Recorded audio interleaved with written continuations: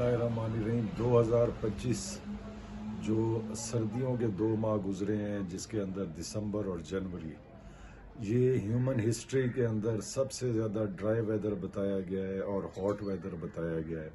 Otherwise मैं जहाँ इस वक्त मौजूद हूँ इस्लामाबाद, अगर आप देखें आज 11 फरवरी की तारीख है और आज पहली मरतबा इस 4 महीने के सीज़न के अंदर हल्की सी बूंदाबांदी महसूस हुई है। अभी भी अगर आप ऊपर देखें तो आसमान पे क्लाउडी है। अदरवाइज़ अब यहाँ पे इन गुज़िश्ता 4 महीनों का ये ड्राई तरीन वेदर था। अल्लाह ताला पूरे पाकिस्तान में पूरी उम्मत मुस्लिमा पे खैर, करम और रहम की बारिशें बरसाए।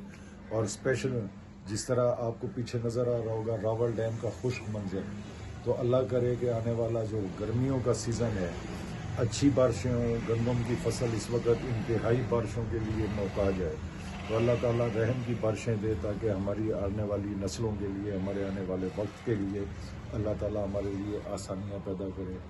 अस्सलाम वालेकुम।